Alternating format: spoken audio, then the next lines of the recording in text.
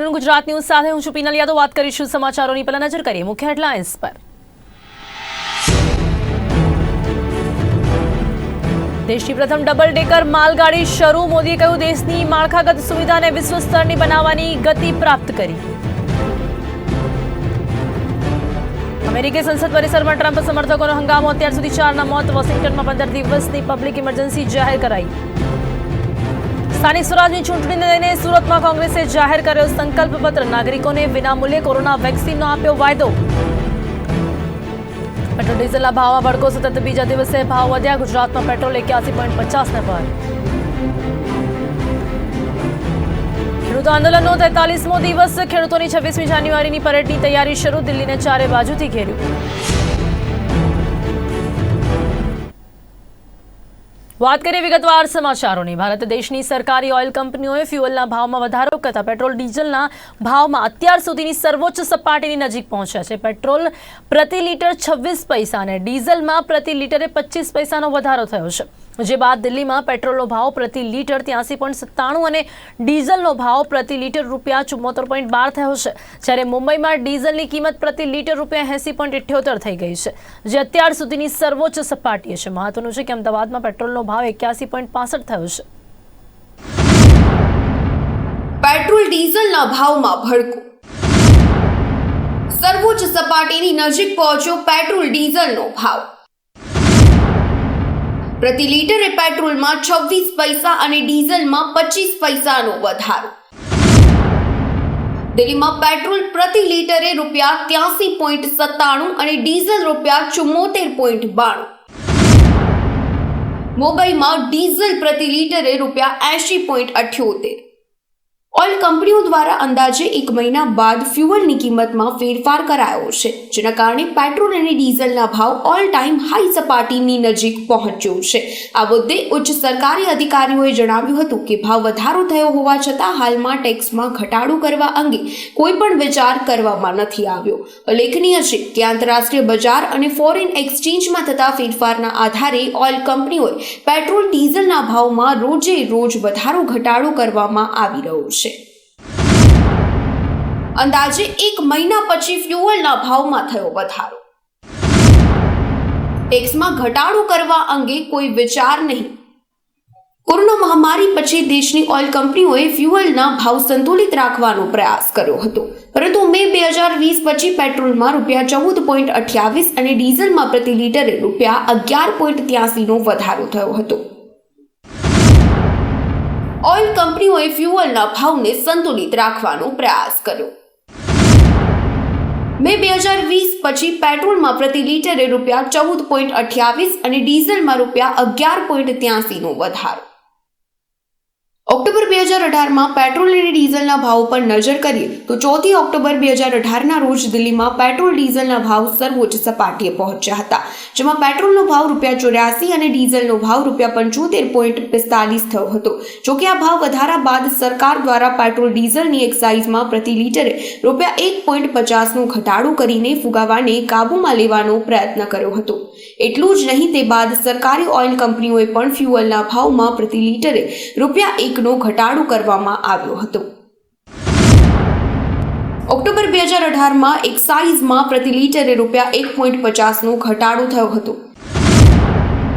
એક્સાઇઝમાં ઘટાડો કરી ફુગાવાને કાબૂમાં લેવાનો પ્રયત્ન કર્યો હતો। ગુજરાતના શહેરોમાં પેટ્રોલ અને ડીઝલમાં થયેલા વધારા તરફ જોઈએ તો અમદાવાદમાં પેટ્રોલનો ભાવ ₹81.65 અને ડીઝલનો ભાવ ₹80.70। વડોદરામાં પેટ્રોલનો ભાવ ₹81.01 અને ડીઝલનો ભાવ ₹79.47। સુરતમાં પેટ્રોલનો ભાવ ₹81.35 અને ડીઝલમાં ₹79.84 અને રાજકોટમાં ₹81.12 અને ડીઝલનો ભાવ ₹79.6 પ્રતિ લીટરે પહોંચ્યો છે। ગુજરાતમાં પેટ્રોલ અને ડીઝલના ભાવ। અમદાવાદ શહેર ₹81.65 જ્યારે ડીઝલ ₹80.70। વડોદરા શહેરની વાત કરીએ તો ₹81.01, ડીઝલ ₹79.47। સુરત ₹81.35 પેટ્રોલ જ્યારે ડીઝલ ₹79.84।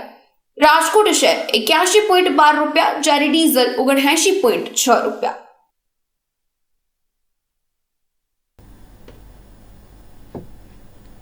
વડાપ્રધાન નરેન્દ્ર મોદી દ્વારા નવા વર્ષમાં ગુજરાતને વધુ એક ભેટ આપવામાં આવી છે અને ખાસ વડાપ્રધાન નરેન્દ્ર મોદી આગામી 16મી જાન્યુઆરીના રોજ કેવડિયા વડોદરા ખાતે રેલવે સ્ટેશનનું લોકાર્પણ કરશે, જ્યારે 18મી જાન્યુઆરીના રોજ મોદી સુરત અમદાવાદ ફેઝ 2માં મેટ્રોનું ખાતમુહૂર્ત કરશે. સાથે જ એવી પણ શક્યતાઓ સેવાઈ રહી છે કે 18મી જાન્યુઆરીના રોજ વડાપ્રધાન ગાંધીનગર ખાતેના અત્યાધુનિક રેલવે સ્ટેશનનું ઉદ્ઘાટન પણ કરી શકે છે.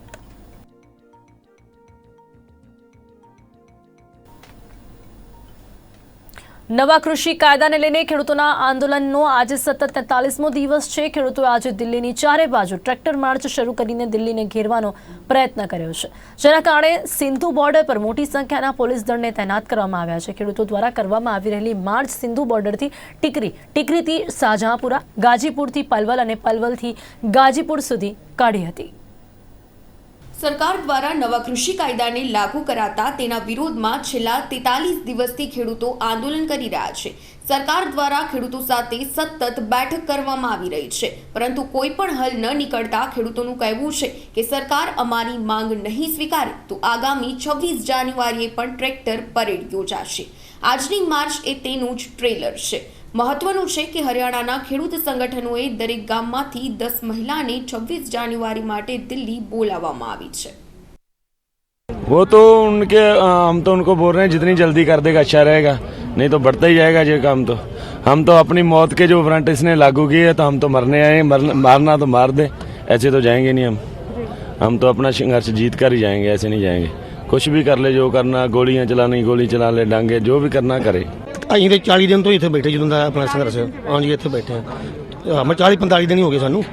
ਤਾਂ ਅਸੀਂ ਵੀ ਜਿੰਨਾ ਚਿਰ ਇਹਨੇ ਤਿੰਨੋਂ ਕਾਨੂੰਨ ਆਪ ਵਾਪਸ ਨਾ ਲਏ ਉਹਨਾਂ ਚਿਰ ਵਾਪਸ ਨਹੀਂ ਜਾਏਂਗੇ. ਤਾਂ ਅੱਜ ਜਾਏਗਾ ਟੀਕਰੀ ਬਾਰਡਰ, ਜਿਸ ਤਰ੍ਹਾਂ ਗਾੜੀ ਸਾਡੇ ਆਗੂਆਂ ਦਾ ਹੁਕਮ ਹੋਊ ਉਸ ਤਰ੍ਹਾਂ ਮਗਰ ਅਸੀਂ ਚੱਲ ਜਾਵਾਂਗੇ. ਜਿਸ ਤਰ੍ਹਾਂ ਜਿੱਧਰ ਜਾਣਗੇ ਤਾਂ ਉੱਧਰ ਤੁਰੇ ਜਾਵਾਂਗੇ. ਸਾਨੂੰ ਪਤਾ ਪੂਰਾ ਨਹੀਂ ਪਤਾ ਕਿ ਕਿੱਧਰ ਨੂੰ ਜਾਣਾ, ਸਾਨੂੰ ਪੂਰਾ ਪਲੈਨ ਦਾ ਨਹੀਂ ਪਤਾ. ਤਾਂ ਸਾਡੇ ਆਪਣੇ ਜਿਹੜੇ ਆਗੂ ਉਹਨਾਂ ਨੂੰ ਪਤਾ. ਤਾਂ ਬਾਅਦ ਜੋ ਮਗਰ ਅਸੀਂ ਤੁਰੇ ਜਾਵਾਂਗੇ. ਬਿਲਕੁਲ ਜੀ. ਜੇ ਸਾਡੀਆਂ ਜ਼ਮੀਨਾਂ ਖੁੱਸ ਗਈਆਂ ਤੇ ਸਾਡੇ ਬੱਚਿਆਂ ਦਾ ਭਵਿੱਖ ਖਤਮ ਹੋ ਗਿਆ ਤੇ ਅਸੀਂ ਪਿੰਡ ਜਾ ਕੇ ਆਪਣਾ ਕੀ ਕਰਨਾ ਪਿੰਡ ਜਾ ਕੇ. ਤੇ ਜੇ ਸਾਨੂੰ ਕੋਈ ਉੱਥੇ ਪਿੰਡ ਭੁੱਖੇ ਮਾਰਨੋਂ ਇੱਥੇ ਮਰਨਾ ਚੰਗਾ ਨਹੀਂ. ਤੇ ਜੇ ਜਿੰਨਾ ਚਿਰ ਕਾਨੂੰਨ ਵਾਪਸ ਨਾ ਉਹਨਾਂ ਚਿਰ ਅਸੀਂ ਵਾਪਸ ਨਹੀਂ ਜਾਣਾ, ਭਾਵੇਂ 6 ਮਹੀਨੇ ਲੱਗ ਜਾਣ ਜਾਂ ਸਾਲ ਲੱਗ ਜਾਏ. ખેડૂતો અને સરકાર વચ્ચે 4 જાન્યુઆરીએ યોજાયેલી મીટિંગનું કોઈ પરિણામ ન આવતા ફરીવારની મીટિંગ માટે 8 જાન્યુઆરીએ નક્કી કરવામાં આવી છે. ત્યારે આગામી મીટિંગમાં કૃષિ કાયદાને પાછા લેવા અને MSP માટે અલગ કાયદો બનાવવાની માંગ સાથે વાત કરવામાં આવશે. મહત્વનું છે કે અગાઉ સરકાર અને ખેડૂતો વચ્ચે 7 વખત યોજાયેલી મીટિંગમાં ખેડૂતોની 2 માંગને સહમતિ આપવામાં આવી હતી, જ્યારે બાકી તમામ બેઠકોમાં કોઈ પરિણામ આવ્યું નહોતું. ત્યારે આવતીકાલે યોજાનારી મીટિંગમાં પણ કોઈ હલ આવશે કે કેમ તે તો હવે જોવાનું જ રહ્યું. Bureau report, Gujarat news. અમેરિકામાં નવા ચૂંટાયેલા રાષ્ટ્રપતિ જો બાઇડનને રાષ્ટ્રપતિ જાહેર કરવા માટે અમેરિકી સંસદમાં સંયુક્ત સેશન ચાલી રહ્યું હતું, ત્યારે હજારોની સંખ્યામાં ડોનાલ્ડ ટ્રમ્પના સમર્થકોએ રાજધાની વોશિંગ્ટનના હંગામો અને હિંસા શરૂ કરી હતી, જેના કારણે વોશિંગ્ટનમાં કર્ફ્યુ જાહેર કરવામાં આવ્યો હતો. ધરણા કરી રહેલું ટોળું હિંસક બનતા તેને કાબૂમાં લેવા નેશનલ ગાર્ડ્સે કાર્યવાહી કરવી પડી હતી. પ્રદેશના દરમિયાન ટ્રમ્પ સમર્થક અને પોલીસ વચ્ચે ઘર્ષણ સર્જાતા અનેક લોકો ઘાયલ થયા છે, જ્યારે એક મહિલાને ગોળી વાગી હતી, જેનું હોસ્પિટલમાં સારવાર દરમિયાન મોત થયું છે. અમેરિકામાં ટ્રમ્પ સમર્થકોનો હિંસક વિરોધ પ્રદર્શન. રાષ્ટ્રપતિની ચૂંટણી બાદથી ટ્રમ્પ અને બિડેન વચ્ચે ખેંચતાણ. ટ્રમ્પ સમર્થકોએ કેપિટલ બિલ્ડિંગમાં હોબાળો કર્યો. સમર્થકોને સંબોધિત કરનારો ટ્રમ્પનો વિડીયો ફેસબુકે હટાવ્યો. ટ્રમ્પ સતત ચૂંટણી પરિણામોમાં ગોટાળા થયાનો લગાવી રહ્યા હતા આરોપ. ટ્રમ્પ સમર્થકોના હોબાળા બાદ વોશિંગ્ટનમાં કર્ફ્યુ લગાવાયો. અમેરિકામાં રાષ્ટ્રપતિ ચૂંટણી 2020ના પરિણામો પર હજુ પણ ખેંચતાણ ચાલુ છે. રાષ્ટ્રપતિ ડોનાલ્ડ ટ્રમ્પ ચૂંટણી ધાંધલીનો આરોપ લગાવીને સતત દબાણ સર્જી રહ્યા છે. ડોનાલ્ડ ટ્રમ્પના સમર્થકોએ વ્હાઇટ હાઉસ અને કેપિટલ બિલ્ડિંગની બહાર જોરદાર હંગામો કર્યો હતો. ત્યારબાદ વોશિંગ્ટન ડીસીમાં કર્ફ્યુ લાગી ગયો હતો. હિંસા દરમિયાન ટ્રમ્પ સમર્થકો અને પોલીસ વચ્ચે ઘર્ષણ થયું હતું, જેમાં અનેક લોકો ઘાયલ થયા છે. આ હોબાળો એવા સમયે થયો કે જ્યારે અમેરિકી કોંગ્રેસમાં ઇલેક્ટોરલ કોલેજ અંગે ચર્ચા ચાલુ હતી. આ મીટિંગમાં જો બાઇડનની ચૂંટણી જીતની પુષ્ટિ થવાની હતી. આ હિંસક ઘટનાની અમેરિકામાં અને વિશ્વમાં પણ ખૂબ જ ટીકા થઈ રહી છે. સ્થિતિ પર નિયંત્રણ મેળવવા માટે નેશનલ ગાર્ડ્સે કાર્યવાહી કરવી પડી હતી. રાષ્ટ્રપ્રમુખ પદ માટે ચૂંટાયેલા જો બાઇડનને પણ આ ઘટનાને લઈને પ્રતિક્રિયા આપી છે. બાઇડને ટ્વીટ કર્યું છે કે હું રાષ્ટ્રપ્રમુખ ડોનાલ્ડ ટ્રમ્પને આહવાન કરું છું કે તેઓ પોતાની શપથ પૂરી કરે અને બંધારણની રક્ષા કરે અને આ ઘેરાબંધીને સમાપ્ત કરવાની માંગ કરે. This is not dissent. It's disorder. It's chaos. It borders on sedition. And it must end now. I call on this mob to pull back and allow the work of democracy to go forward. You've heard me say before in different contexts, the words of a president matter, no matter how good or bad that president is. At their best, the words of a president can inspire.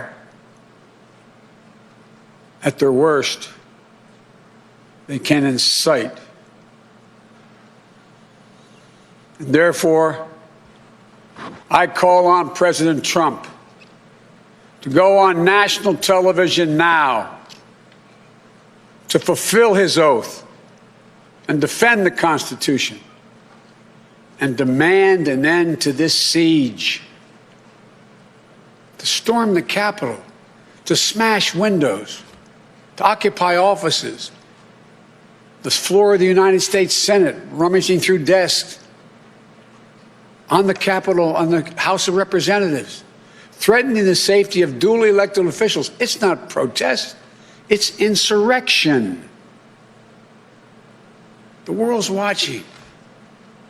Like so many other Americans, I am genuinely shocked and saddened that our nation, so long the beacon of light and hope for democracy, has come to such a dark moment.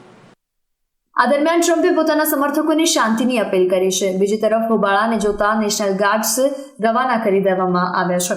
White હાઉસની press સેક્રેટરીએ tweet કરીને કહ્યું કે ટ્રમ્પના નિર્દેશ પર national guard અને બીજા કેન્દ્રીય સુરક્ષા દળના જવાનોને રવાના કરી દેવામાં આવ્યા છે.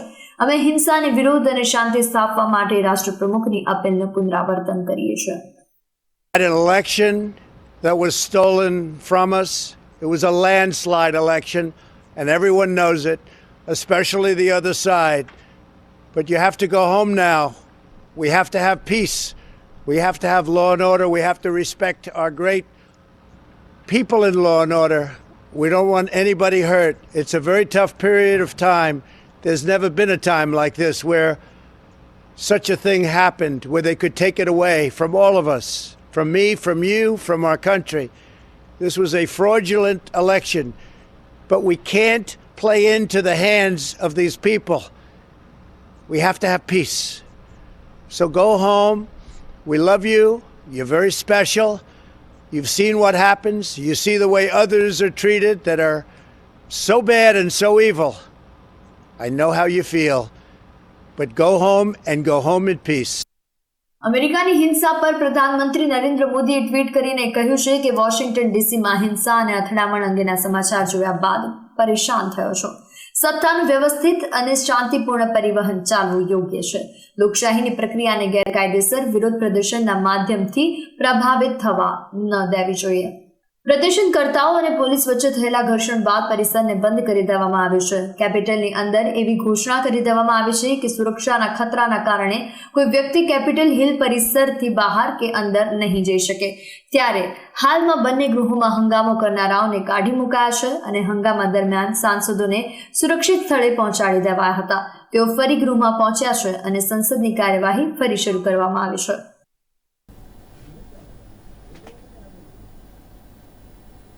રાજકોટ મહાનગરપાલિકા દ્વારા ઈસ્ટ ઝોન વિસ્તારમાં ડિમોલિશન હાથ ધરવામાં આવ્યું હતું. ઈસ્ટ ઝોન વિસ્તારના વોર્ડ નંબર 15માં આવેલ રામનગર સોસાયટીમાં ડિમોલિશન હાથ ધરાયું હતું. મનપાની ટાઉન પ્લાનિંગ શાખા, વિજિલન્સ, ફાયર બ્રિગેડ, દબાણ હટાવ શાખા સાથે રાજકોટ શહેર પોલીસ સહિતનો સ્ટાફ ડિમોલિશનમાં જોડાયો હતો.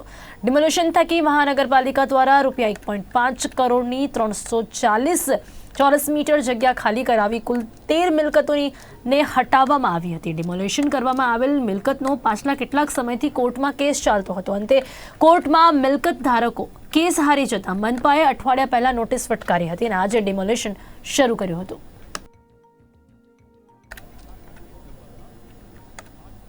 તો ગાંધીનગર સ્થિત કરાઈ ટ્રેનિંગ ખાતે લોકરક્ષક દળના બિન હથિયારધારી જવાનોનો દીક્ષણ સમારોહ યોજાયો હતો, જેમાં 13 મીટર બેચના 78 લોક રક્ષા દળની દીક્ષાંત પરેડ યોજાઈ હતી. કરાઈ ખલાલ પીટીએસ વડોદરાનો દીક્ષાંત સમારોહ તેમજ જૂનાગઢ પીટીસી સોરઠ ચોકી જૂનાગઢનો પક્ષ દીક્ષાંત સમારોહમાં યોજાયો હતો, જેમાં રાજ્ય ગૃહપ્રધાન પ્રદીપસિંહ જાડેજા તેમજ રાજ્ય પોલીસ વડા હાજર રહ્યા હતા. આ પ્રસંગે લવ જિહાદ અંગે ગૃહમંત્રી પ્રદીપસિંહ જાડેજાએ નિવેદન આપ્યું છે કે લવ જિહાદના જે કિસ્સાઓ બની રહ્યા છે તેમાં આપણી પાસે જે કાયદા છે તેનાથી પૂરતા એક્શન લઈશું.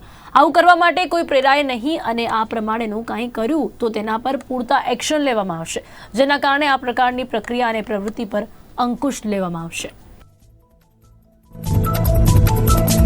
ગુજરાતમાં આ પ્રકારના જે કિસ્સાઓ બની રહ્યા છે એ આપણી પાસે જે કાયદા છે એના આધાર ઉપર પૂરતા એક્શન લઈને આવું કરવા માટે કોઈ પ્રેરાય નહીં અને જો આ પ્રમાણેનું કર્યું છે તો એના ઉપર પૂરતા એક્શન્સ આપણે લઈએ છીએ, જેના કારણે આ પ્રકારની પ્રક્રિયા અને પ્રવૃત્તિ ઉપર અંકુશ લેવામાં આપણે સફળ રહ્યા છીએ.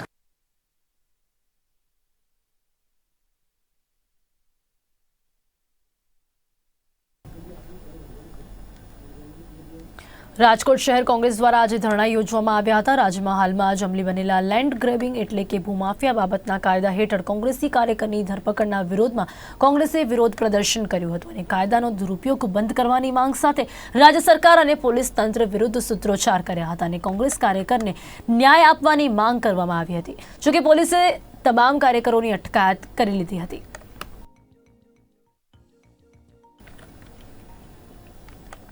તો આજે રાજકોટ સહિત સૌરાષ્ટ્રમાં છેલ્લા એક સપ્તાહથી કાતિલ ઠંડી પડી રહી છે અને શહેરમાં છેલ્લા એક સપ્તાહથી સિંગલ ડિજિટ સુધી પારો ગગડી ગયો છે. તેથી લોકોને દિવસ દરમિયાન ફરજિયાત સ્વેટર પહેરીને જ બહાર નીકળવું પડી રહ્યું છે. તો આ બાજુ શહેરમાં ઠંડીના કારણે 2 દિવસમાં 4 ભિક્ષુકના મોત થયા છે, ત્યારે હજુ આગામી સમયમાં રાજકોટ, સૌરાષ્ટ્ર અને કચ્છમાં હવામાન વિભાગ દ્વારા કોલ્ડ વેવની આગાહી કરવામાં આવી છે. તેથી હજુ લોકોએ કડકડતી ઠંડીનો સામનો કરવા માટે તૈયાર રહેવું પડશે.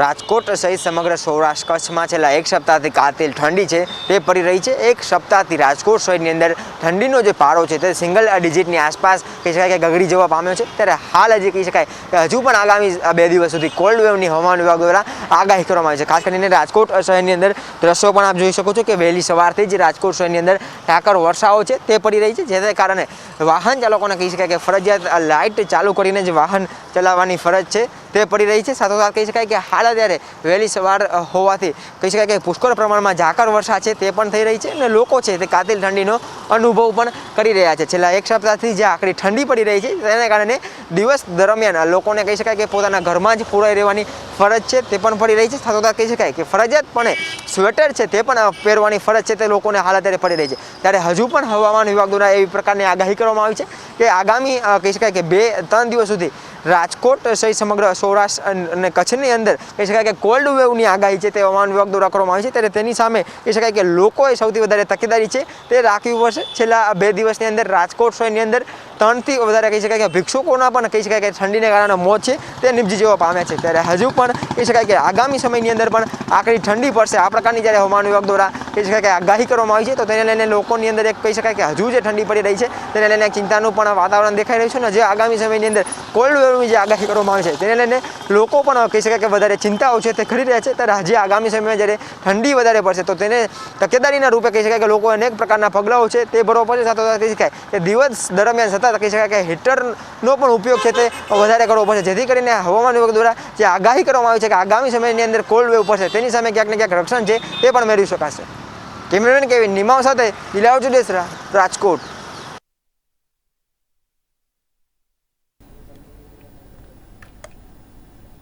આજના આધુનિક અને ટેકનોલોજીના યુગમાં વિશ્વભરમાં માનવીનું સરેરાશ આયુષ્ય ઘટતું જોવા મળી રહ્યું છે. ત્યારે ગોંડલના પાટખિલોરી ગામે 108 વર્ષની ઉંમરે રડિયાતબા નામના વયોવૃદ્ધ મહિલાનો સ્વર્ગવાસ થયા હોવાની ઘટના સામે આવી છે.